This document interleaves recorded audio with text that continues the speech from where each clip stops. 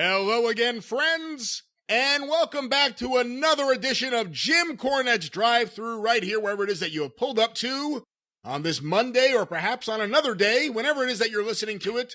Perhaps you're on YouTube, or perhaps you've downloaded this to your phone, or something else.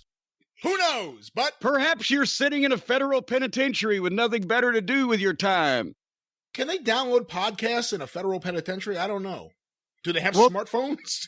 From television programs I've seen, they have a thriving drug trade, and there's an element of fucking governmental structure in prisons, such as it is, and they also, have time to fucking make shanks and shit, so... I don't know about that, but let's say hello to all of our friends in minimum security today, because we're sure you have a chance to listen to us. But I am your host, the great Brian. Wait a minute. This is the minimum security. The only folks that can listen to the experience are the ones in maximum security, but this is minimum security. Well, no, in minimum security, it's easier to, from what I've heard, it's easier to get phones and kind of live an everyday. Well, yeah, but this is a more minimum security, podcast where it's accessible, but only the hardened, really sick fucks are allowed access to the experience. Yes, that's the maximum security show, but... Go on. Before we go any further, I'm your host, the great Brian Last, and the man who'll be answering your questions this week, like he does each and every week, in frigid Louisville, Kentucky, Mr. Jim Cornette. Well, actually, you're wrong there. It was not fit. Actually, it got up to almost about 50 degrees yesterday, and that's why I'm so physically sore. I feel like I've been beat by a sack of wet hammers. I feel like I've had a 5-minute wrestling match with Randy Hales. He'd hurt every part of your body in that point in time. With his own bones. But anyway, I was out doing some yard work yesterday, but most of my time has been spent... with Cornette's Collectibles, and I'm not even doing a sales pitch this week because on the experience, I said, guys, get your orders in early. It's taken me a few days. We're battling through it, but it's going to be a few day turnaround. But we're treading water here. And then the Cornette's Collectibles fans once again said, hold my beer. And so I urge you to, I'm not even going to sales pitch the 80-page full color graphic novel, the best-selling Behind the Curtain. Autograph for only $19.95. The only place you can get it's at JimCornette.com. I'm not going to talk about the 10 hours of classic wrestling gold from the 70s and 80s. $9 for 10 hours in a library case autographed. I'm not going to talk about the best-selling T-shirts. I don't even have time to get them out of the box anymore when they arrive. I just throw them out in a pile and start stuffing them in envelopes. They're flying off the shelves. But I'm not going to sales pitch that stuff, folks. All I'm going to say is, please, I beg of you, get your orders in early. Today is what? Now, they're going to hear it the first time Monday, December 9th. That is correct. If stuff is not in the mail by the 20th this year, I have it on good little authority from my little birds at the post office. It's probably not coming down your chimney. And I'm having probably a 2-day, at best, 4-day at worst turnaround to get things out at this point because of the volume of things, folks. So get them in this week, and I will do my best to send high-quality entertainment firmly down your chimneys and all the way into your living rooms for Christmas this year. JimCornette.com, Cornette's Collectibles, and don't forget the Cult of Cornette membership certificates. Are you going to be bothered if there isn't a drop-off in January? I know everyone likes business, but you've got so much going on right now. No, I will not be bothered. I'll be institutionalized. This already looks like a goddamn I Love Lucy assembly line. It's taken. We got some out of town family coming in for the holidays, and I just recently I've got a 2-car garage, but I haven't had one of the cars in it for a while. I recently got one of them in. But yeah, this might be a good time to bring up. I am, for the first time, taking some personal time of an extended nature at the holidays this year. Normally it's a couple of days or Christmas weekend or whatever. This year, shoot, I don't have the calendar in front of me, but December 21st, I believe, is a Saturday. Does that sound right to you? Christmas is on Wednesday, the 25th. Yes, the 21st is a Saturday, yes. Okay, everything that has been ordered by December 21st around 9 a.m., I'm going to be shipping, and then I'm taking 10 days off, family time, where the store will be open, But let's face it, folks, you know what it's a madhouse in between the holidays and New Year's and et cetera. There's a couple of Sundays, there's a couple of holidays, post office is closed. You ain't getting shit anyway. So I will resume on January 2nd, filling orders. I am, for the first time, I'm not going to be recording. I'm not going to be filling orders. I'm not going to be doing anything related to business, even the business of Jim Cornette. There is Christmas and New Year's and puppy bellies and Stacy's cooking, and for various reasons, most of them mental, but even a couple physical, I'm taking 10 days off for the first time straight, no business. And how long have we known each other? It's been a while. Yeah. I don't know when the last time I did. I think goddamn 10 days. You know what? Well, and I went to England, but I was working every day. When we spent time at the holidays about 5 years ago, it was like 8 days. Anyway, I need it, folks. I hope you will not begrudge me this because of the level of entertainment that I've provided you, or infuriation, whichever side of the fence you sit on with that one. And we're going to have or if you're just sitting on top of the fence pole, whatever. Yes, and fill them in on the omnibus, buses. At the end of the month, with the experience and the drive-through from Christmas through New Year's, we have 3 omnibuses planned. We're going to have Jim Ross on the experience, every appearance he's made. Dave Meltzer on the experience, every appearance he's made. And a collection of all the live shows you did in Charlotte. I think there's a few of them. I think 3 at least. Yes, so and Charlotte at the Fan Fest every year, the Mid-Atlantic Wrestling Reunion that I recorded. And this is with friends also. There's guests on these programs. I don't know which is which, but during the course of them, we had Bobby Fulton, we had Sonny, we had Dr. Tom Pritchard, we had Les Thatcher, we had all kinds of folks. And this was recorded live as it happened. So anything could go. Bobby Fulton steals the show on at least one of them. Yeah, well, Bobby Fulton steals all the shows. Anyway. He's a thief?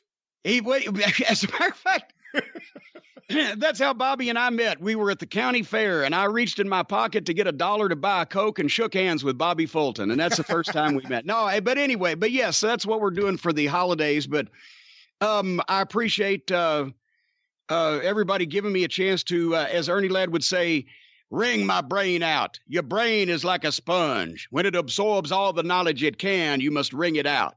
I'm going to be wringing for 10 days and try to restore my sanity. Will you watch any wrestling? Oh no, absolutely fucking only if it's from the 70s. If I get, like a great classic DVD or somebody. Oh no, I just caught that. A classic DVD or something like that. I might watch that, but there is not a chance in fucking hell. Well, as Nikolai Volkov said one time on TV, there's 2 chances, slim and none, and slim and walk away from town. And where do you say that, in Mid-South? Yeah. Okay. Well, so we're doing interviews, right, at Channel 3 in Shreveport, which we did every Wednesday, no matter where we were on Tuesday night, where we booked on Wednesday night. You were in Shreveport, Louisiana, at Channel 3 to do the local promos for the Mid-South television shows for the local events every Wednesday from 9 o'clock in the morning. So that meant I left Alexandria, where I lived, at 5:45. No, I'm sorry, 6:45 every Wednesday morning to go and do interviews. We'd do interviews in Shreveport from 9 to like 3 or 3:30. And then sometimes on Wednesday night, every 2 weeks, we'd be in Shreveport, right? We'd just go down the street and do the Irish McNeil television taping. But every 2 weeks, we'd be at a house show on Wednesday night. And one time it was Greenwood, Mississippi. So I got up at 6 o'clock. I left at 6:45 from Alexandria, drove 100 miles to Shreveport, did 6 hours of local promos, and then got in a car and drove 280 miles to Greenwood, Mississippi, where we did a house show that night. And then it was 240 miles back to Alexandria.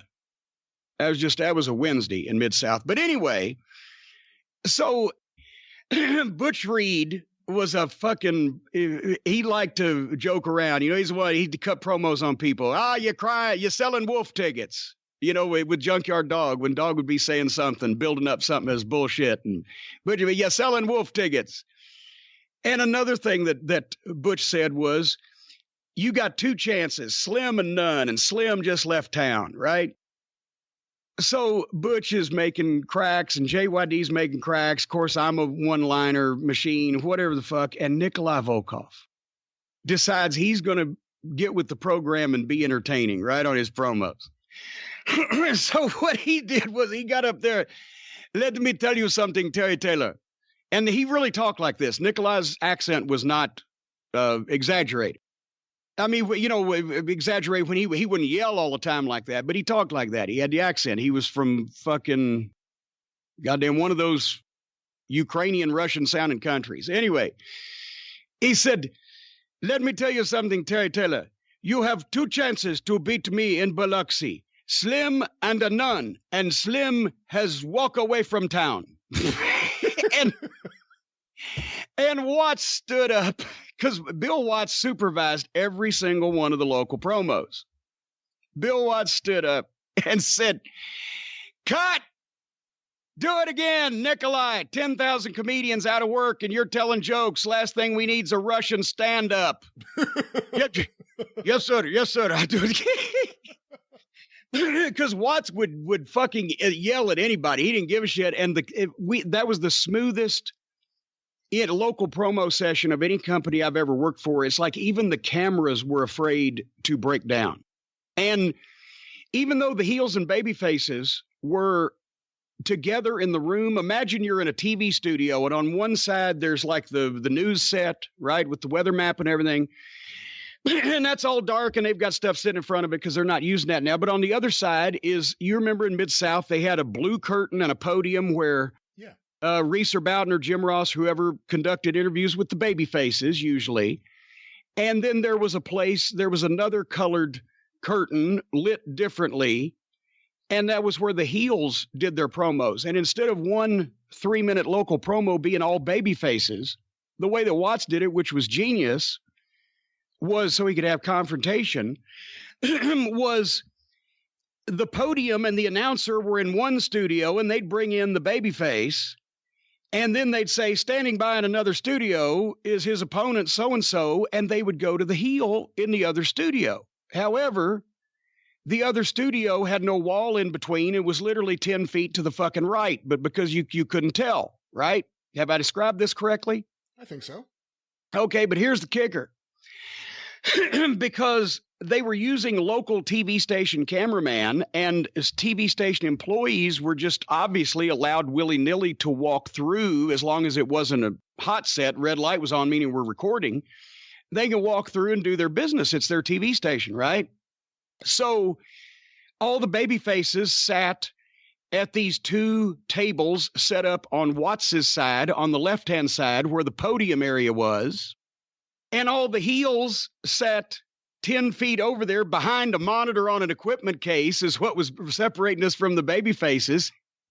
And we sat over on the other side in front of that curtain. And the only time any of the heels ever went to the podium was if it was just a single interview, they'd use the podium if there was no cutaway. But because there's no baby face, the heel could be there at the time. But otherwise, for the station employees and the cameramen's benefit, we were not allowed to talk to the baby faces in that fucking promo room. We had to go to the bathroom together if we wanted to discuss anything that we might be saying to each other. 6 hours. For 6 hours. You couldn't speak to them. Wow. Because it would fucking smarten people up. Let me ask you something. You know, we hear so much about what a tyrant Bill Watts was, and he would certainly dress down anyone. I mean, Austin Idol told me years ago a story. You know, he had that amazing run in Georgia in 1980 that when Bill Watts was booking, he went up to him, he goes, look, I have one request. If you're going to yell at me, don't do it in front of the boys. And Watts actually honored that. But Watts typically would dress down anyone, including his kids. Yes. In front of anyone. Joel, you blithering idiot. With that said, other than the fact that, you know, Vince McMahon obviously has a giant staff that he takes to TV each and every week, was there a smoother operation in Mid-South Wrestling? No, absolutely not. But here's the thing. Everybody goes, okay, they're saying Cornette saying Watts screamed at everybody and called his son a blithering idiot. He must have been an asshole. No, I identify now, especially during a television taping when something was going wrong. And back in those days, especially when you couldn't post produce, you don't have time to call everyone together and sit down and explain to them, well, this is why this was really going south. And I appreciate your viewpoint, but perhaps we should do this and that and the other thing. Now let's go out there and do it again, or let's go out and correct this or what. No, you go, God damn it. What are you doing? Don't do this, go do that. Now I have actually fucking Irish whipped Eddie Edwards is who it was in Baltimore.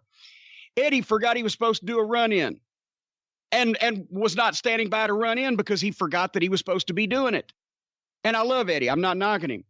But I'm in a truck going, where's Eddie? We're trying to find Eddie. I run in the back.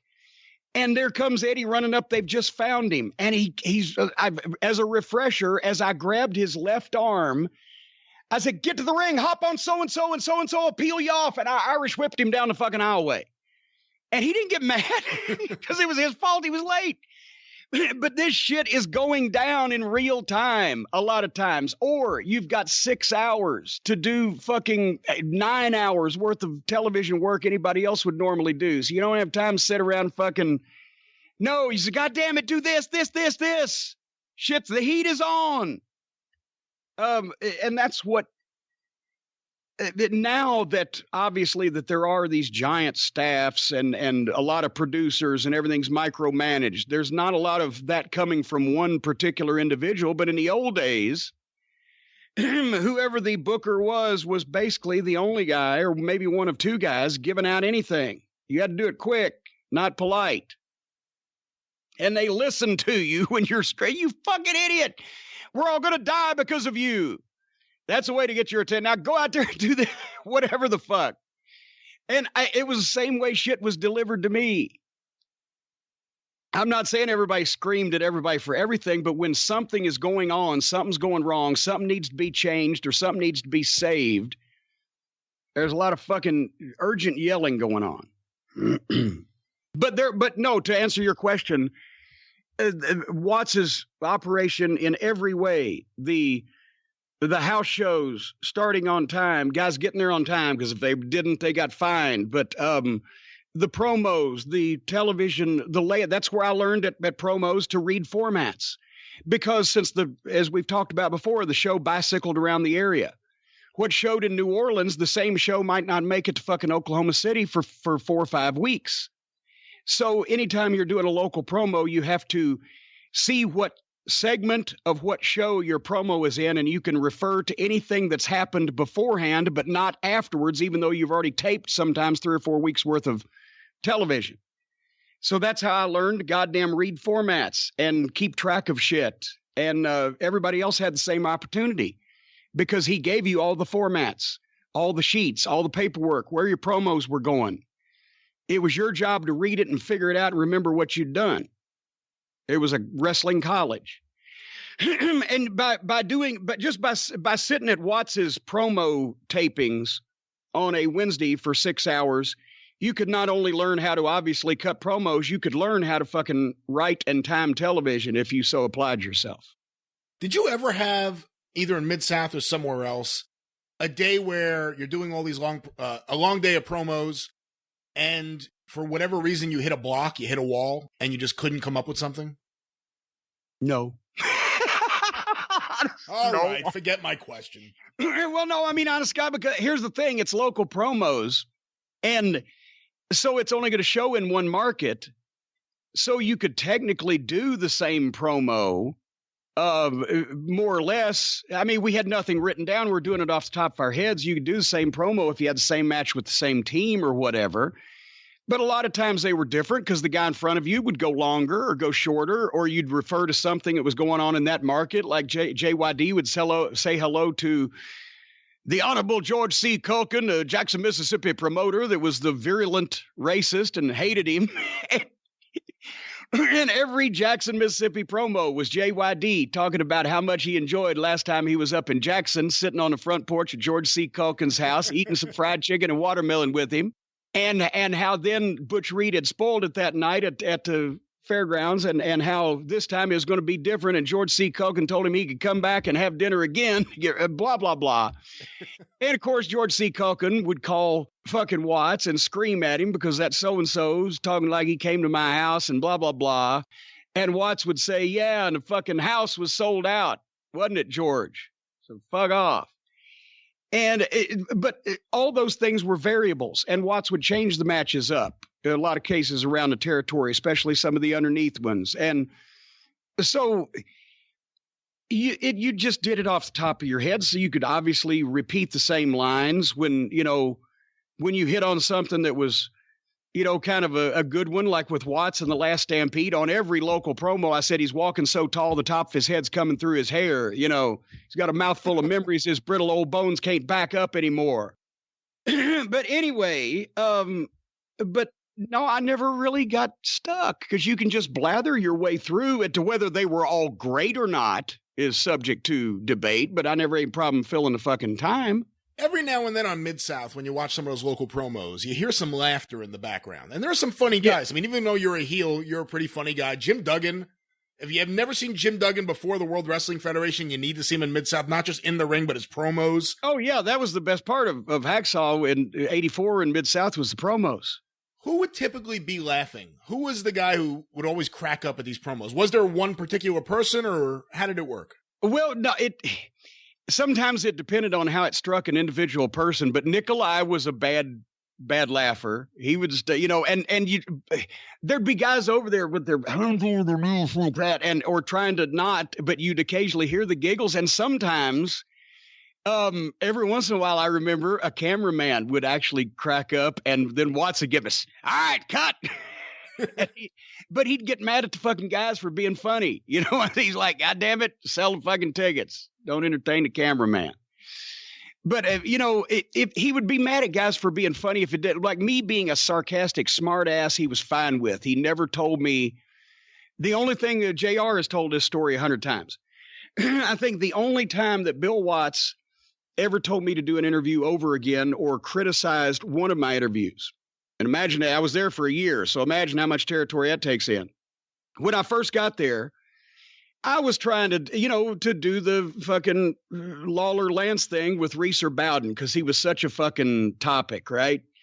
And I think JR tells it that it was him, but I think it may have been Reese. Anyway. Reeser was doing the local promos still when you first got there. Yeah, but I'm blistering the announcer, point is. And his clothes and his fucking style, la la la. And then I cut the promo on the, but half of it had been, because I'm just starting to get over. People don't know, so I'm doing my shit, right? And just eviscerate this fucking announcer. And I think it was with Reeser, because it was even funnier because he had no reaction whatsoever. He looked like a dead man. I think I actually said, "You look like you're ready to be laid out and have words spoken over you. What is the matter with you?" And so Watts let me go through the whole thing, and then I did talk about our opponents and our match and everything, but especially it was an underneath match because we were there just to get over. So anyway, at the end of it, he says, "All right, good. Now do it again." "What?" "Cornette, I have not, nor do I intend to book you versus the announcer in the immediate or far-reaching future. Therefore, the match is your Midnight Express versus so-and-so. Do it again." "Yes, sir." And he was right, because that's the way he thought. And so that's, what we did. And I've heard him talk about not that specific promo, but him doing that when he got to Florida. And Eddie Graham pulled him aside and said, "I'm not booking you against Gordon Soley. And also it hurts the credibility of my program if you're completely berating my announcer, who's the credibility on my show." So that's a perfect, as a matter of fact, that was in Watts' book, wasn't it? I remember that story. It may have been, yeah. I think it was, but regardless, that's an example of, that would have been 1972-ish or 3 that conversation was had. Watts had been in the business 10 years, but he's trying to be a heel and he's trying to get over, and et cetera. And that's an example of how even a great mind, can, because it involves you can go sideways, and then somebody else has to tell you. And then also, so that was 1972, 12 years later, he gives me the same advice. So technically I got that advice from Eddie Graham, because if Eddie Graham hadn't said it to Bill Watts wouldn't have said it to me. I would think it may have been 74, just based on time. Well, nevertheless, the point is 10 years later, it goes on, and that's how, and Everybody says Eddie was such a genius, but once again, in the 50s, Eddie Graham spent a significant period of time in Texas learning from Dory Funk Sr., who more than in-ring was said to be one of the greater, just psychologists and just, people to read the fucking fans. So all that shit used to get passed down, because now, if Watts said that to me, if we were if we were exactly the same age now as we were in 1984 with Watts in his fucking mid 40s and me in my early 20s, I would go to everybody in the locker room and go, listen to that old fucking boomer, that fucking dinosaur. He's trying to hold me back from being funny and being entertaining and getting over on TV because he wants all this shit to make sense. What the fuck? He should be learning from me. Yeah, he should be learning from me because I know all the new shit. That's what would happen now, which is why wrestling looks like what it does now. But back then, it was, yes, sir. And and while we're on the subject, we were going to mention this on the drive-thru this past week, or the experience this past week when we reviewed the All Elite Wrestling shows, and we skipped over it, but it's not a big thing, and it was made a bigger thing than it should be. It's not a big thing, but it relates to how people now have just changed shit and think that it always was that way. Everybody, I won't say everybody, but all the people on Twitter who don't resemble a lot of real people, but all the people on Twitter made a big deal, what was it, a couple weeks ago, because JR was referring to Emi Sakura, I believe it was, as here. No. Who dresses up as Freddie Mercury? Is that Emi Sakura? That's Emi Sakura, yes. Okay.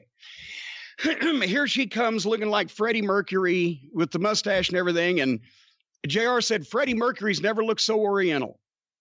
Or so, and then he said, or so, what the fuck? He used another word, which was, or so female, I think. But anyway, everybody went, oh my God, JR said Oriental. And I asked you this a few days ago. I said, honestly, legitimately, I'm asking a question. Is Oriental a bad word? And I think I told you apparently so. I asked you to research this. Did you do that? I did not research it heavily. I didn't pay attention to some of the comments that were on various message boards and on social media. Okay, but why is Oriental a bad word now? I remember when I was in wrestling, when I was a kid, the Oriental Assassin or Murder on the Orient Express. Or I am legitimately asking, I'm not trying to be racist. I'm not trying to be an asshole. But this has been used in books and in movies, and I've never heard anybody say this was a bad thing before, and now people on Twitter were up in arms because the Oriental to describe someone from the fucking Orient? I don't know. What is that? I don't know. Can somebody help with this? It's funny. Everyone came out, this cancel culture to get Jim Ross, and didn't happen, obviously. And then the same thing happened with Lawler. Apparently on Raw, I guess it would be the Kabuki Express. Are they the Express? I guess they're the Express. The Kabuki Express, who I actually really like whenever I've seen them on, they were on NXT a few weeks ago. Yeah. They did a promo backstage and then they went back to Lawler, and I guess he imitated a little bit the voice of Asuka, I assume, doing the promo, and then people, Jerry Lawler's, impersonating a Japanese voice. If it's not one is thing, that it's bad? Another. If it's not one thing, it's another. At this well, that's what I'm trying to say. If it's not one thing, it's another. But they need to send the memo out. And just like I'm not trying to rehash the whole thing with my chicken joke, but besides, to me, a bad word cannot be a bad word in a vacuum. There has to be bad intent. There has to be a bad feeling behind it. To say something bad about a group of people of any kind, whether it's where they're born or where they're from or what religion they are or whatever the fuck, it seems like there has to be bad intent behind it first for it to be a bad word, because just as we all know, words have different meanings. And then when they start changing the shit, then that's why, I intend to not do any more fucking wrestling announcing. because now I'm goddamn nervous because I'm like, well, what else have they changed? And I didn't get the memo and nobody's told us about. I've told Joe, and believe me, I learned from Lawler when I first got into business. I've got the Milton Berle joke file. It's like 1,400 pages. He was known as the thief of bad gags. He stole everybody's jokes from vaudeville on. And I guarantee you there's probably 200 or 300 at least in there that it's just a joke and there's no bad words. So you could tell them and people will get fucking hot now because it's not the words, it's the meaning that they have ascribed to them. I would never, even on a YouTube show, I would never say, what's the fucking order of them? I'm a huge Carlin fan, don't even know, but shit, piss, fuck, cunt, cocksucker, motherfucker, and tits. Right? You know that. You can stay away from that. But if they keep changing the names of all the words to fit what the meaning that they have ascribed to them now, how are we supposed to know? I would never dream of saying one of the 7 words on broadcast television because I've known that's a rule since I started out. But I just saw the South Park episode where they said the N-word, what was it, 150 or 200 times. The whole show was about the N-word. I'm not even going to go into more details or else I was going to give people more reason to fucking scream at me. But because it was a satire on the word and how it has been used to hurt people and how the fucking Randy Marsh, such an idiot, he thought that it's a long story, but it was a satire on the word, but it was still said, but it was not meaning hate against anybody. It was the opposite. If you're going to change the meaning of words, everybody has to know these things. I guarantee you that no wrestling announcer that I know of, if you've said, call Pak Song the Oriental Assassin, okay. Because how do you fucking know? I just found an old op-ed, not too old, but June 1st, 2016, the LA Times, by Jane Tsuchiyama. And the op-ed is, the term Oriental is outdated, but is it racist? And I'll just read you a little bit of this. Okay. It is now politically incorrect to use the word Oriental, and the admonition has the force of law. President Obama recently signed a bill prohibiting use of the term in all federal documents. Representative Grace Ming, the New York Congresswoman who sponsored the legislation, exulted that, quote, at long last, this insulting and outdating term will be gone for good. As an Oriental, I am bemused. Apparently, Asians are supposed to feel demeaned if someone refers to us as Orientals. But good luck finding a single Asian American who has ever heard the word spat at them in anger. Most Asian Americans have had racist epithets hurled at them at one time or another, and a few of them are listed here. But Oriental isn't in the canon. And why should it be? Literally, it means of the Orient or of the East, as opposed to of the Occident or of the West. Last I checked, geographic origin is not a slur. If it were, it would be wrong to label people from Mississippi as Southerners. And it goes on and on. Here's another one. A funny thing I noticed is that my Caucasian colleagues, not my Asian colleagues, are most eager to remove Oriental from public discourse. So obviously there's a... Okay, well, I'm sure this isn't for everyone, but this is one side of the story here. Okay, I understand that 75 years ago, we were at war with the Japanese, but we're not still mad at the Germans. I was not aware that there was a lot of racism being directed at people from Japan by white people in America. And in Korea, that war was fucking whatever. Well, the North Koreans are still going on. But the point is... Well, actually, let me... To your point there. Why are we mad? Why are we mad at them? It says here, and again, this is an op-ed, so this isn't, a news piece. This is an opinion piece. Right. Of course, I understand that some insults have benign origins.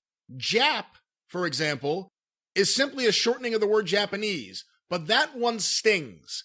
As 127,000 Japanese Americans were carted off to internment camps during World War II, they were repeatedly referred to by their fellow citizens and the media as Japs. It was meant as an insult and understood as such.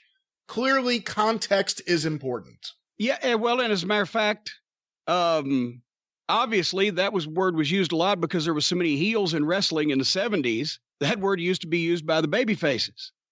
It's in programs. I have tons of programs. Yeah, it's in programs. And that's one that I even knew when I was a fucking teenager. Any of the programs I wrote when Fucci and Onita were over here being managed by Tojo, I don't believe that I even used that, at least in something I wrote. I may have been wrong, but yes, I can see that.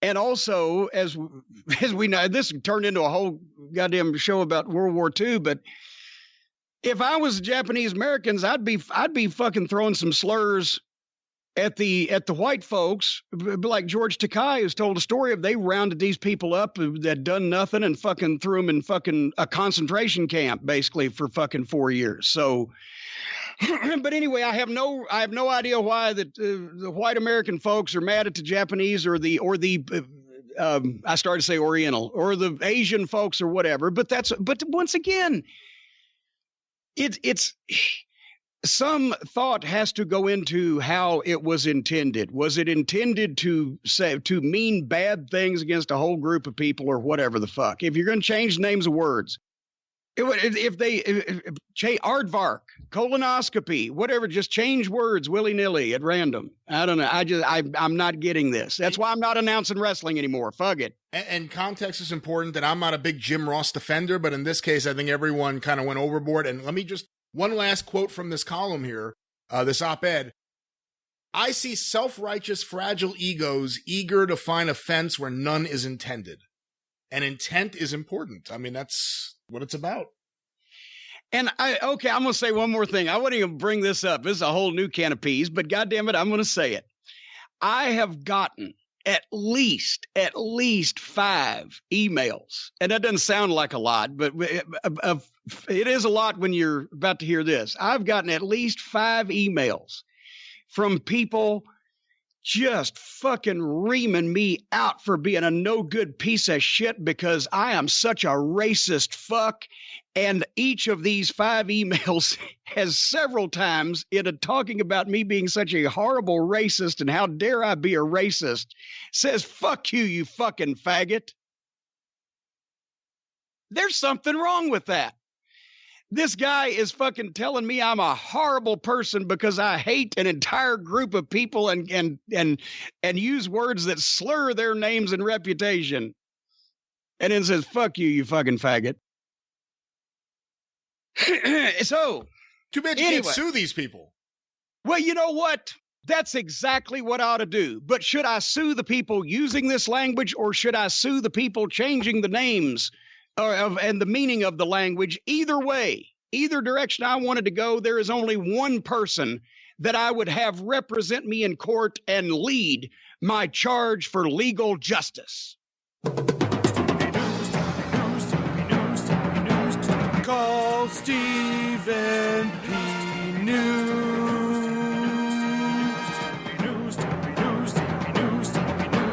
If you need to sue.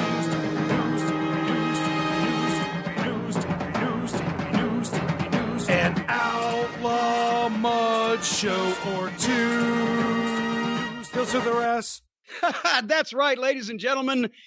The Baron of the Barristers, the iconic interrogator, the Count of Cross-Examination, Lord of the Legal Eagles, the consigliere of the Cult of Cornette, the man, Stephen P. New, and newlawoffice.com, 888-692-8084, can represent you regardless of your needs. And as a matter of fact, if you are in a workplace situation, there may be more to this story later on that we're going to be talking about. If you're in a workplace situation and you don't feel safe, well, you can call Stephen P. New, and he can tell you what to do. And if something bad has happened to you in your workplace, the major corporation responsible for this negligence and sloppiness and irresponsibility can be brought to justice. And if you've been misprescribed or overprescribed, if your family has been put upon by some of these major corporations and any of the greedy and avarice-ridden tactics that they use, Stephen P. New is the man for you. And also in the holiday season, we just saw, what was this? This was over the Thanksgiving weekend. He was on the news over in West Virginia on the local television news for his contributions in helping try to feed the hungry. He's represented the opioid-addicted babies. I mean, is it too early to ask for a candidacy for sainthood for Stephen P. New for his contributions to the good of mankind? Nobel Peace Prize. Well, there you go. He should get the Nobel Peace Prize. You know, by the way, the Nobel, the Peace Prize is named after, he's the guy that invented dynamite. Were you aware of that? Now that you say it, I remember hearing that a while back. Yes, it's very ironic. Isn't it ironic? Not AEW dynamite, to be clear. No. The actual substance of dynamite. Okay. Yeah, another guy invented that thing that blew up in his face. Anyway, so the point is Stephen P. New's out there feeding the hungry. He's taking care of the opioid-addicted babies. It's not just West Virginia, folks. It's around the world his reach is going with some of the cases that he has and some of the folks that he works with. And we hope to be reporting on some of those cases here in the very near future. But until then, if you need for holiday time some comfort and some assurance that you're going to be taken care of and not trod upon by the justice system, call Stephen P. New, newlawoffice.com, 888-692-8084. He is not a gimmick, folks. He's real life. He was a big hit at WrestleCade because people were going around asking for his autograph because they couldn't believe that such a superstar of the legal profession actually existed. And they were stunned to find out that, yes, Stephen is not only as real, but he is actively working now on cases involving the wrestling industry and many others. So he can do it for you. That's right. Newlawoffice.com, 888-692-8084. And a lot of people have been getting those Stephen P. New t-shirts. I just saw a picture of Brian Pillman Jr. wearing a Stephen P. New t-shirt. So yes, those shirts are getting around. Which, by the way, he sends out to the cult members for free. This is not like a money-making enterprise. Of course, Stephen's got so much money, for fuck's sake, he doesn't count his money, he weighs it. But he's sending out free T-shirts to the cult members to thank them for their support, and I think that's admirable. Well, we're about 43 minutes in. It's time to get to some questions. Oh, I thought we were about done. Oh, no. We had a little ways to go, and there's a lot of questions people have about things in We got a long way to go and a short time to get there. So, and we have some music that will hopefully be better than that. Hey, the show. Well, you're not really a singer. You said you've never done karaoke. Do you sing often around the house? I had to quit singing because of my throat. You didn't want people to cut it? Okay. People threatened to cut it. Yeah, thank you. Yeah. Thank you, Milton Berle. Well, yeah. Our first... Can you sing Far, Far Away? No, all right.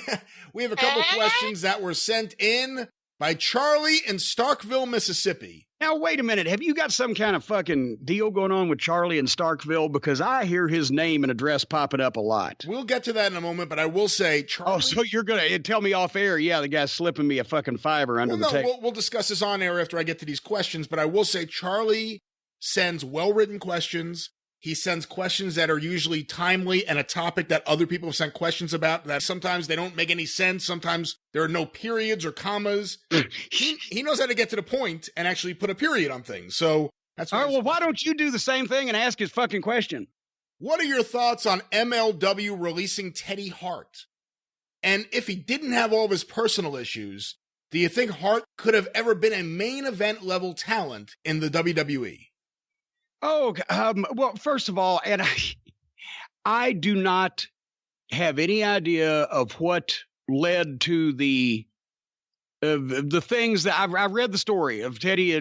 He had no-showed an appearance here a while back. He'd been late some other times, but that's what was in the story and on the website. I don't have any firsthand experience. When I was there, apart from everybody knowing that Teddy's different, the story was, boy, Teddy has really, he's turned things around as far as he's here and he's working hard. And, he's a tremendous athlete in the ring, but everything I was hearing about him outside the ring was pretty positive over the summer. So I don't know, but at the same time, the article did list a few instances where I guess it was the show in Mexico he didn't make. And, once again, I can't really fucking yell at anybody for not going to a show. And I would not go to a show in Mexico if I were me, from the things I've heard about going to Mexico. And I don't like to cross borders anyway.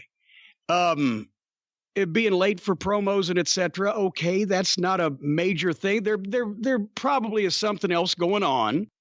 Yeah. But between Teddy and MLW or vice versa, and I would assume that this is a mutual thing. And I believe I even heard that Teddy had maybe even asked for the release. I don't know. So I don't know the fucking issues. All I can say is, they were digging him. He has had a history, even more so than myself, imagine that, of popping in and out of places. And he's done some things that he's admitted in the past. He was his own worst enemy and didn't help his cause out any. Would he have ever been a main event guy in the WWF? I don't want to say no because of his physical talent. And if he'd had a different personality, shall we say, then he certainly, because he's a member of the Hart family, would have gotten the opportunity to, and basically as what he did, he had some opportunities and he didn't make the most of them. But would he have ever been a main event guy just because of his size, and the way Vince is? I don't know. I think now if he came along and he was 20 years younger, they'd be a whole lot more willing to put him in a main event spot than 20 years ago. I would think you would concur with that, right? Yeah, I mean, when he first got there, he was one of the guys in the Funking Dojo, right? He was. It wasn't like he was just there all the time in the Funkin' Dojo. No. They did like week-long camps, and he came a couple times. Yeah. Because, I mean, the first time I remember ever reading about him was in the Observer that I guess it was maybe a show in Calgary where the intermission or something was him and I don't even think it was Harry. I think it was BJ Annis. Yeah. It was BJ Annis, and they were in the ring as like kids doing flips and all sorts of high spots no one else on the card was able to do. And a lot of people were predicting big things for him, and I obviously think. Well, and of course, as we know, it's not just the flips, but yes, I mean, Teddy's wrestling is good. Teddy's work is good. From a psychological standpoint, sometimes everything doesn't register to me to make perfect sense. But as far as his performance moves, and he knows how to mat wrestle, and he knows how to fly, and he knows how to do spots. And, he can perform these things, be relatively safe about it, even though they're dangerous looking. And I think I mentioned over the summer, but they were doing a broken rib gimmick with him. And holy shit, he was selling really good, which is something that I'd not seen him do a lot of in the past. So he can do the things. Sometimes I think it is a problem, especially, the match, I guess he had at the Dallas taping, which I had watched that on television, even though I wasn't there. And he just sometimes goes off and does the things that he wants to do that he thinks would be good that maybe everybody doesn't agree with him on. But anyway, I don't know. We were cool at the tapings and had fun talking to each other. And I hate to knock him, but at the same time, I don't want to knock MLW, but goddamn, I see a pattern where a lot of people have done the revolving door thing this year. I'm not talking about me. I was not supposed to be there long term, but who's the fucking guy that was the fat oily guy on the writer? Chris DeJoseph. Chris DeJoseph. They announced that he's coming in to be an executive producer or whatever, and 4 weeks later they announced that he's leaving to go join the WWE. And I've never met the guy. I guess Cord knew him and worked with him from the WWE before, but fuck that right there. I don't get how that can happen, because especially if I was going to work for a friend of mine and I said, okay, and I took this job and we announced it, then I'm not still going to be talking to other fucking people that would prevent me from doing that job that I've just promised my friend that I would do and publicly announced that I would do. But he did, and he's going to say, okay, we'll see you later. It's been a great month. What the fuck? Well, you heard about the latest ACH stuff. If he didn't want, well, hold on. But if the guy didn't want to stay there, or if he was, do you just get a WWF job in a month from scratch? If he was still talking to him, they shouldn't have announced it, that he was going to MLW. If he still had another option somewhere he would take, it was very unprofessional all the way around. And if the WWF called him up and on the spur of the moment, And they had just made that announcement, I believe, because especially if Court or anybody was a friend of mine that was running the thing, I would have to say, well, okay, let's work out, 90 days something, because I've just started with this thing. I'm going to get it, whatever the fuck, instead of just saying, okay, see you later. And I don't get that whole thing. I do get it because people, well, they're paying more money. Well, fuck you. You gave your word to do something, and I don't get that. Well, sometimes it seems to me like sometimes MLW just issues press releases to issue press releases. Well, a lot of people come, but they only mention that Teddy and DeJoseph were going. So I don't know. Well, did you hear about ACH? The last time we spoke about him, he was 40 miles. Yes. I quit wrestling. Fuck all you guys. And they had just announced him. MLW had just announced he was coming in, and then he announces, fuck all the fans. You pricks ruin everything. I quit. But now, why was he mad at the fans? Because he was mad at the fucking promoters last month. And when did he get mad at the fans? I don't know. I think it's becoming, at least to my eyes, it seems like maybe ACH needs to work on himself and not worry about the wrestling business right now. I don't know the guy, but I never met him either. Obviously a very talented guy, and obviously, he may need to work on himself right now. Yeah. This may be for the best. But I tell you, if I was MLW and I just brought a guy in and fucking debuted him and fucking put him on all the shit going forward and put him over on television and made a big announcement and he decided he's going to retire, I would call Stephen P. New and I would sue him to make him wrestle again so that I could fire him. That's what I'd do. It's a very Buddy Rich way of doing things. Yeah. Here's another question from Charlie in Starkville, Mississippi. Arn Anderson recently discussed who he thought would be the best fit for a modern-day Four Horsemen. He said the ideal team would be Cody Rhodes, The Revival, and Braun Strowman. What are your thoughts on Arn's pick for a modern-day Four Horsemen? Well, I can see where he's going because The Revival obviously is Tully and Arn, right? Because they're the best tag team in the business. Cody would be the Flair, and Braun Strowman would be the big guy, whether it be the Luger or the Barry Windham, etc. I would obviously agree with The Revival. I actually, I have no problem with Cody in that spot. I keep trying to like Braun Strowman because I've heard people say so many good things about him, but whenever I see him on television, which has been limited, honestly, because only stuff that we've reviewed and we haven't done that much. What's he on Raw? Because I never hardly see him. Probably, I don't know. Anyway, I don't, when he runs around the ring and tackles guys, I think that looks soft. I don't think they're taking good tackles. I think it would be better in the ring where they could take big bumps or whatever. I haven't seen Braun Strowman be my scary monster fucking guy. I see him being a big guy that they sometimes do goofy shit with. What do you think?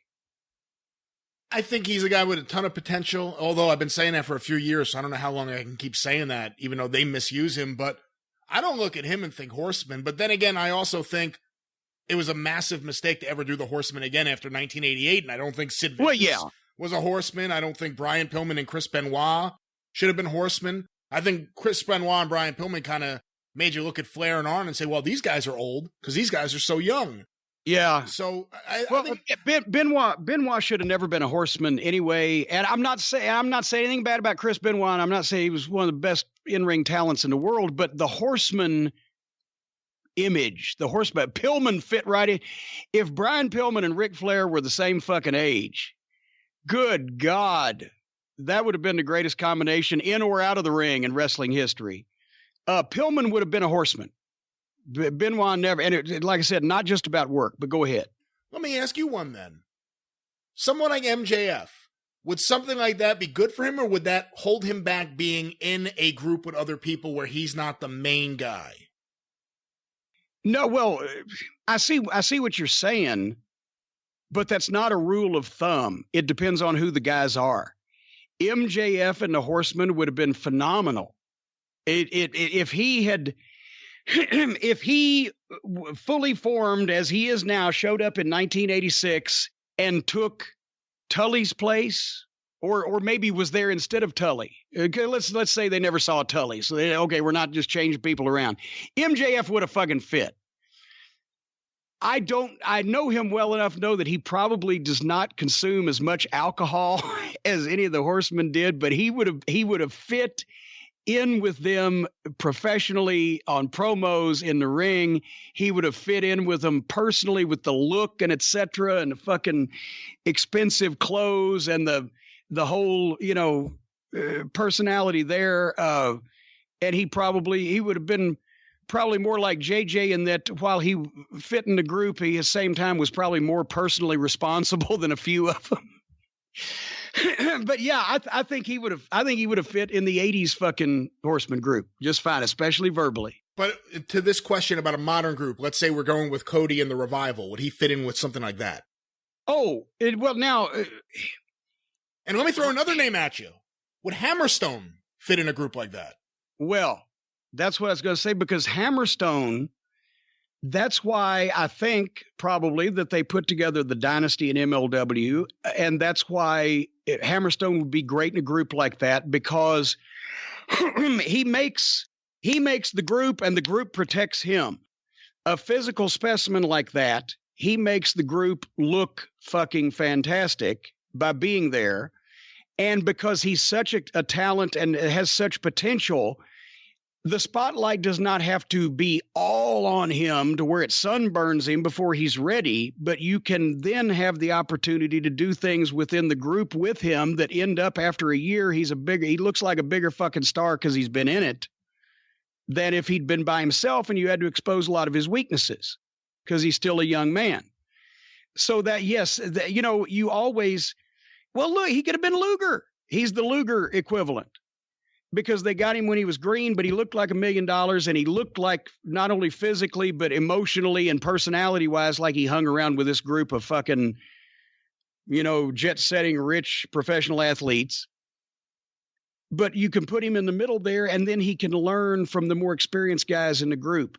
Hammerstone's great. You mentioned MJF in a group with Cody and blah, blah, blah. You have to watch out there because you don't want to just put a group together where everybody is at the same level of stardom or experience. Right.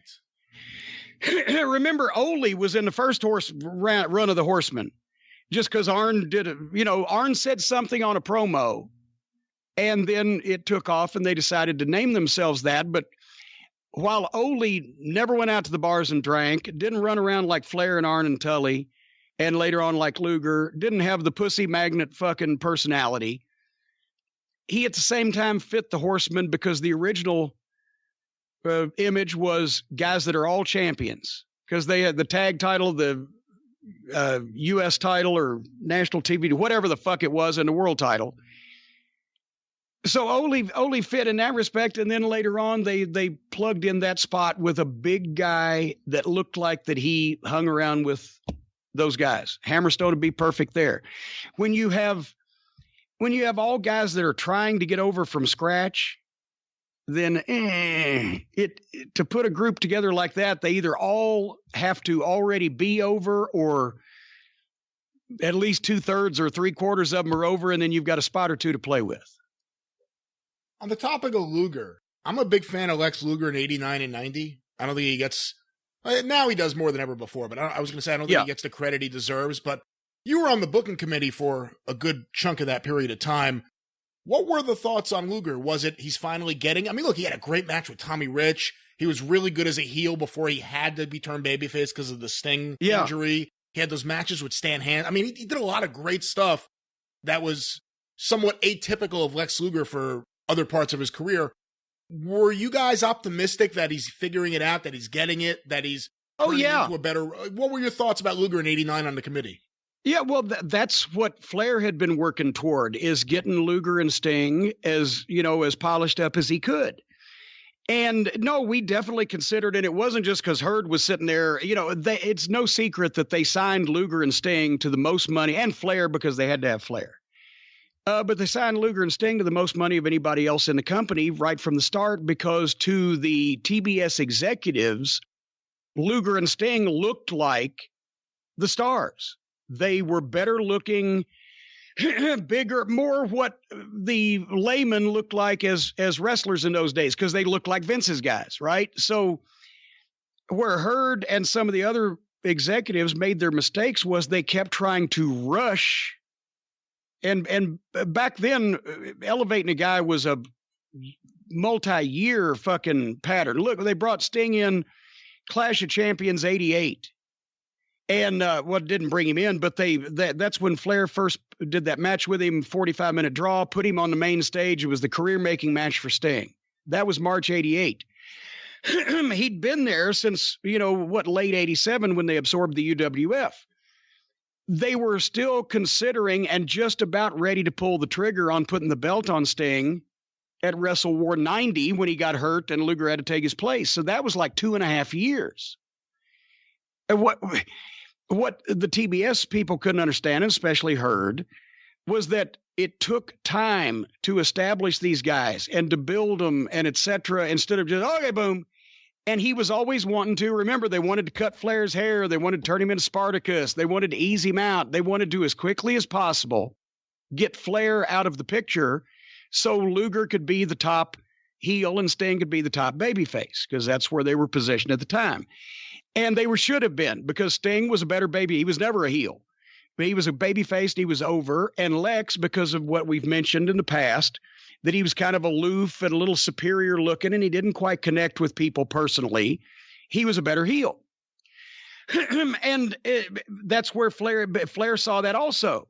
And that's why he was pushing Lex more. He was the U.S. champion. He was having those matches with Hanson. They put him in the ring with Steamboat a time or two, all these guys to help Lex, and he was really picking it up. 89 was probably Lex's best year in the ring because he was a much better heel than a babyface, and he was working with all that top talent. And so, yes, we all saw him as one of the top guys, but where Herd and TBS overall kept trying to push it. And that's the point that I was going to make, is that when you had Flair versus Sting, it did well. When you had Flair versus Luger, it did well. But when you took Flair out of the equation at that time and just had Luger and Sting, it did not do well. At the gate, I'm talking about business-wise, because there was no leader. There was no straw that stirred the drink. So literally, we saw the houses. We got the fucking gate reports, obviously, right?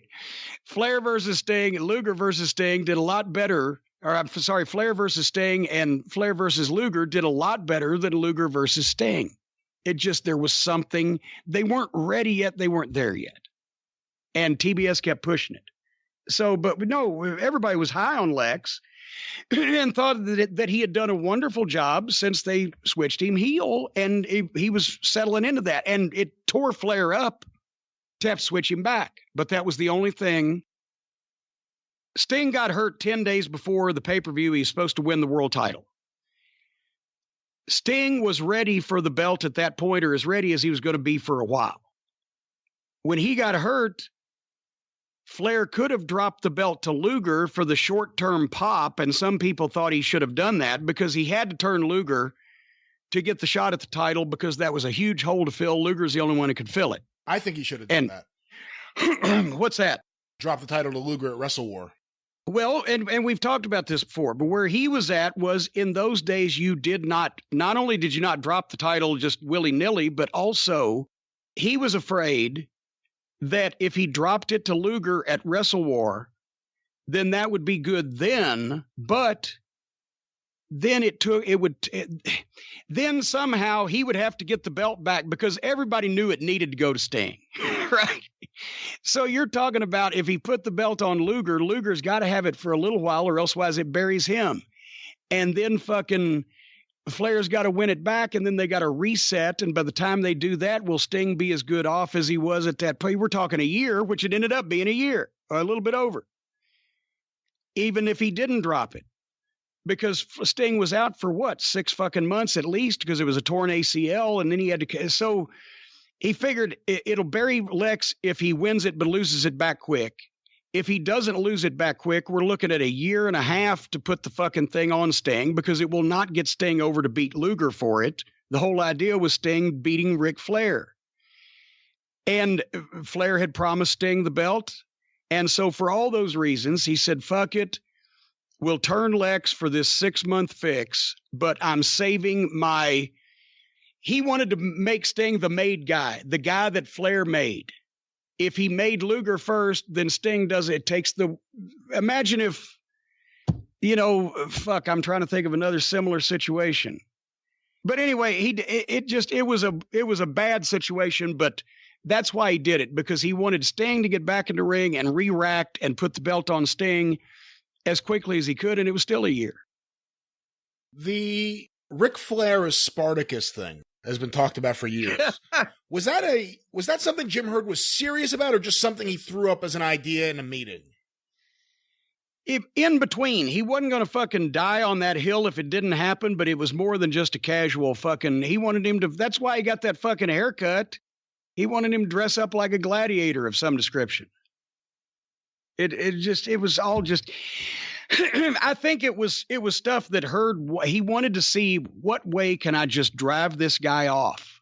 What way can because he knew Ric Flair was the reason why that Turner made the fucking deal. If Flair hadn't been along, then they wouldn't have bought the company. It's too bad Flair didn't know that at the time. It's too bad Flair didn't know that at the time. Flair's the only one Ted Turner knew, still the only wrestler he knew at that point still.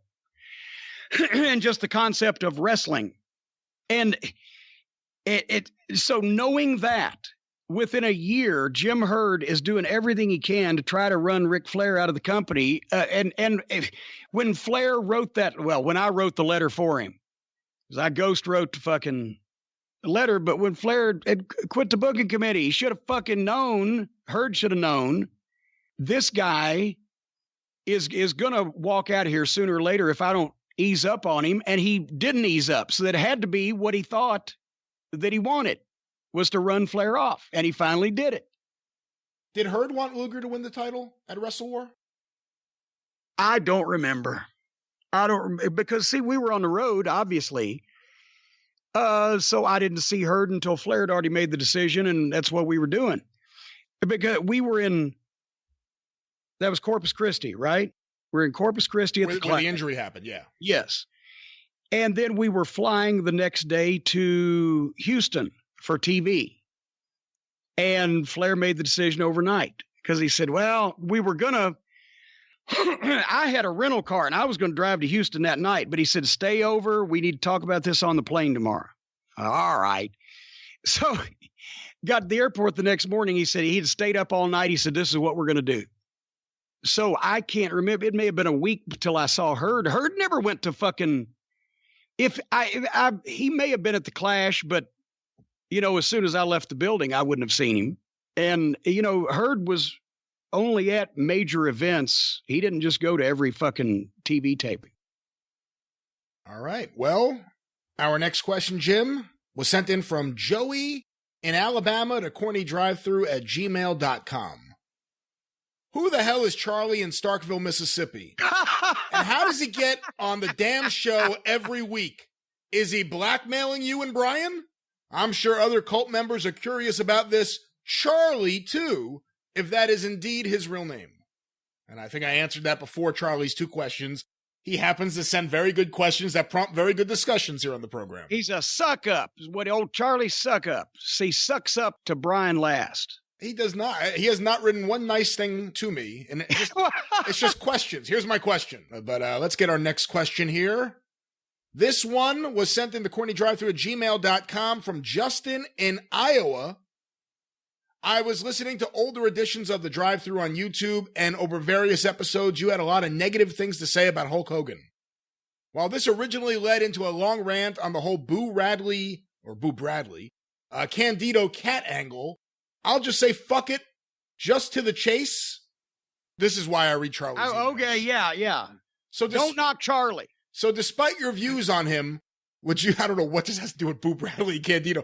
Despite your views on him, I don't even remember how this is tied together and what. All right, go ahead. Would you have booked Hogan in Smoky Mountain Wrestling given the shot? Say hypothetical, it's circa 1993 to 95, and Hogan's shooting one of his shitty B movies in the Smoky Mountain area. You get a chance for whatever reason to bring him in for one shot without paying a ton. Would you do it? Well, let's see now. with that qualifier, I was about to say no, I would have not have booked Hulk Hogan because I would never have been able to make my money back because whatever he would have asked would have been more than we probably could have put in the building.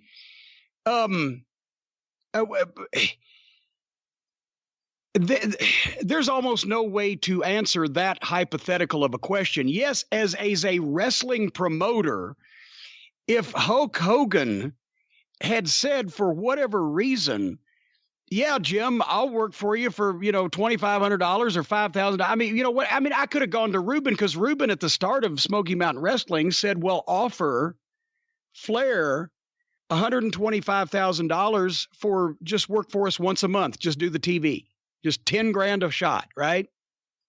And then I said, well, then he'd be in Saltville, Virginia a lot because that's where we do our TV. What about if we re-rack that to where he's in, but the concept where he would be the champion and defend the title in Knoxville 6 times a year and in Johnson City 3 times or whatever, and et cetera, and do video. But the point is, yes, if for any reasonable amount of money, and reasonable being, less than $10,000, but even then, because it's Hulk Hogan, because at the time, remember, 1992, 93, Vince McMahon was losing money employing Hulk Hogan.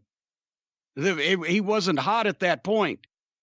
That's before he went to WCW and got the new coat of paint and then the NWO and et cetera. It's just, if we're talking 1992, 1993 Hulk Hogan, yes, he would have drawn a crowd for him, but then he wouldn't have been as valuable long-term as Flair because once people had seen him, he wasn't going to have any better a match than he usually had. So you'd have to, a couple of times a year in each city, just advertise him in a main event. And if you paid him $10,000, if you could draw $50,000, which if you, even raise ticket prices, say $15, you could probably draw $50,000 with Hulk Hogan at that point in a Knoxville Civic Coliseum, but not repeatedly. So yes, under some circumstance, whenever I've had a wrestling promotion, if it was OVW, I got a Hogan to come to Six Flags. Well, they were sold shows, but I could probably have gotten them to pay fucking, $10 or $15 or $20,000 for Hulk Hogan, but would you have made that back? I don't, and he wouldn't have taken anything near that. So yeah, theoretically, if you get Hulk Hogan for fucking cheap, you would book him because yes, you would sell tickets based on his name, but not repeatedly, especially at that time period where he wasn't really hot and selling tickets for Vince. Flair would have been more valuable at that same time period because he could have worked returns. People would want to see him more at the end than at the beginning.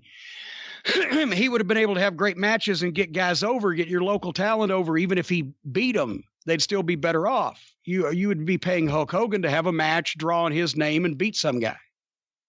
With that said, knowing what you know now about the difficulties you had in picking up television stations and how hard it was to win back those fans in Knoxville who had just been burned so many times, would Flair have been worth it that first year in Smoky Mountain Wrestling? Oh, Flair would have been worth it, regardless, because like I said, you could have drawn more than $10,000 extra based on Ric Flair being on the card, so he would have paid for himself. Yes, definitely. As far as the television stations went, if you could have said, yes, we've got Ric Flair and Hulk Hogan, or Ric Flair or Hulk Hogan on our show, obviously that opens a lot of eyes, but I don't know.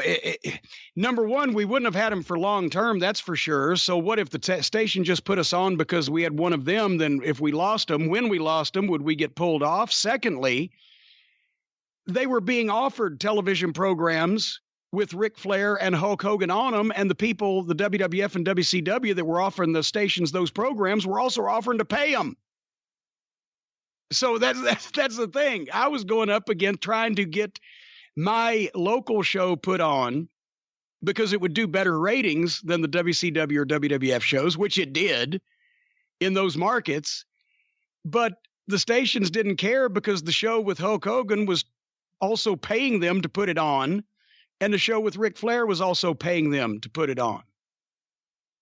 So as crazy as it seems, it wouldn't have helped me with the TV stations to have those guys on the card otherwise than they would have known who they were. And having said that, I've talked about when I went to some of the stations early on, I said, we've got Mr. Wonderful Paul Orndorff. He had just been on WWF TV 3 years previously, working with Hulk Hogan. We've got former NWA champion Ronnie Garvin. We got me and Stan Lane at the Midnight Express. They'd nod politely, and then I'd get to Ron Wright, and they'd fucking pop. Ron Wright was the only one that ever got a television station manager to pop and smile that he was a part of our roster. Well, let's get one more question before we wrap things up with the songs, Jim. This one was sent in to CornyDriveThru at gmail.com from Gary in Akron, Ohio. What brand should the WWE debut John Morrison on? What are your thoughts, I guess, on John Morrison? Do you think his wife Taya will come with him to WWE from Impact? So I guess your general thoughts on John Morrison, Johnny Nitro returning to the... Yes, I've got it, but you put poor inflection on that last question. I beg you to look at this email. It's not my fault. No wonder Charlie gets hand jobs every week. Anyway, Charlie. First of all, I loved his name is John Hennigan. That's his real name. This is not a revelation. He won Tough Enough under that. John Hennigan. He's had so many names since then. I'll just keep with John Hennigan. I love John Hennigan as a person and as a talent. He's a great kid. We never had a lick of trouble with him. I love the team of Eminem when he was involved in that. And he and Joey Matthews and Melina worked that out here. Like I said, I love the person. I hate the names he has had because I think it's so unfortunate that now legitimately nobody really knows what to call him. John Morrison is probably the most popular because that was his WWF name or WWE name, and I'm sure he's going back to that. But he's been Johnny Nitro. He's been Johnny Impact. He's been Johnny this and that because of the contracts and et cetera. So I think that has somehow held his name recognition back. Do you see what I'm saying? Yeah. I think if he had been under the same name, because he's been in movies, he's been in TV shows. If he'd had the same name in all of his wrestling and acting endeavors since the start, a lot more people would know who the fuck he is because they know the guy. He just doesn't have great name recognition. But like I said, I'm a fan of his. I think he's a good kid. He's always been in shape. I never saw him do anything embarrassing. He was a flipper because he was a gymnast, but he tried to make it work at least halfway, look at least halfway legitimate here in OVW. He had a lot of great training here. I worked with him in Impact when I went down there for that week for Jeff a couple of years ago. So I'm glad to see him going back there. And I think obviously from what we've seen, there's room for guys that are veterans, but can still go to slow down and or in-ring train some of the newer, greener guys. And I think he can do that, but he's still young enough to go, and he looks great. I don't know whether his wife will follow him. I've met her, and she's a pleasant young lady, but I'm trying to I saw her wrestle in Impact that week also, but I don't think I've seen a lot of her. But she's a very nice, pleasant girl. So I'm happy about it. But as far as that's what I hate, the name thing. I always wanted a guy, like if I'd have made Chris Candido the biggest star in the world, and it just so happened that Chris Candido wasn't his fucking name, and I gave it to him, I would have wanted to give that name to him to tell him, okay, you did such a great job for me. Go be a star everywhere else. Go to another territory, go to another company and get to be a bigger star, and then come back later on in your career and help me out. And you're a star, and you can come back and pay me back for giving you a fucking chance by, working for me and draw me some money. And it's not like I'm going to keep your fucking name. And I know all this merchandising and bullshit these days, but that's not how guys used to become stars in wrestling. And that's not the best way to do it. Except if you're just going nowhere and you need a new gimmick. And in that case, Sugar Bear Harris becomes Kamala. You keep your fucking name. I go crazy at that. That's why I was able to help like the Headbangers keep their gimmick and D'Lo Brown keep his gimmick when they went to the WWF, because they had me sign the paperwork saying that I'd come up with those names and I was giving them to the WWF, which I did in the case of the Headbangers. D'Lo came up with his own, but if I hadn't signed that and said that, they'd have changed his fucking names. Wasn't that an issue years ago when the Dudleys got released, or when that contract wasn't renewed? Maybe it was in whatever 2000 something from the WWE, that they thought Paul Heyman had led them to believe that he had given them the rights to the name the Dudleys, and that's why they had to change their name to Team 3D, because in fact Heyman had not given them the rights to the name the Dudleys. I think there was something to that, and that always, because once again, everybody calls him Bubba. Bubba, I call him on commentary somewhere, a while back. I did that, made a mistake or whatever, but he's been Bubba Ray, he's been Bully Ray, they've been the Team 3D or what? Buddy Ray. Buddy Ray. That was he's Bubba Ray Dudley. Give the guy his fucking name, for fuck's sake. And anyway, I just hate that when promoters keep people's names, and I hate it when guys are not able to take their names and become stars on their own terms with them. Well, guys, wittiness on the, here's what made everyone knows it's corny. Easily understood lyrics that were also witty, a wonderful a parody of a catchy tune, but yet with new information that was specifically crafted to fit the program, and all of that in a very snappy, peppy package. That's what we're looking for. All right. Well, with that, the contest is closed. The drive-thru is closed, and we're going to wrap things up. The snappy, peppy package here this week. That's right. I've got a snappy, peppy package, and so does Brian, and we want music to reflect that. And if you have a snappy, peppy package, try Manscaped. No, but that's the other show. That's the other show. We're not talking about them. Until next time, we want to remind you can follow Jim on Twitter at @TheJimCornette. You can follow me on Twitter at @GreatBrianLast. You can hear me on the 605 Superpodcast The mothership! At 605pod.com. That's also the sound I think Tony Khan makes when he sees all the money going out the door. But anyway, 605pod.com are available wherever it is that you find your favorite podcast. Episode 100 is available right now. It's a two-parter featuring Jim Cornette, so check that out today. Of course, you could hear us on The Experience when it debuts on Friday, but you could hear The Drive-Thru and The Experience anytime, wherever you find your favorite podcast, or on YouTube, the official Jim Cornette YouTube channel, tinyurl.com/official corny YouTube, or just go to YouTube and search for Jim Cornette. It will be the very first thing that pops up, and you will immediately notice the amazing, exclusive Travis Heckel artwork. So check that out today and subscribe. Of course, Cornette's Collectibles at jimcornette.com. Get your orders in now. He's about to take a 10-day sabbatical. Well, no, don't say about to. That comes from December 21st to January the 2nd. A well-needed rest, an R&R. It's rehab is what it is. Rehab without leaving the house. But until then, get them in as quick as you can, folks, because I'm just looking at the volume that have come in since we've been doing this program, and I need to get to work. But it's at least going to be 3 or 4 day turnaround from this point on out for me to get this stuff out. So do the best you can. I do horrible sales pitches. I'm almost discouraging people from doing business with me. They seem to be working. Well, it doesn't seem to be working. Because they're still doing business with me. Well, if the idea is that it's actually a sales pitch, which it isn't, yeah, it's effective. But for the actual goal, it's not. Yes, it's not achieving the goal, but it is very effective. So, all right.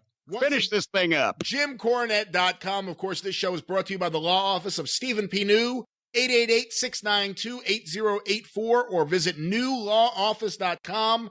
But until Friday on The Experience, for Jim Cornette, I'm the great Brian Last. Tally-ho!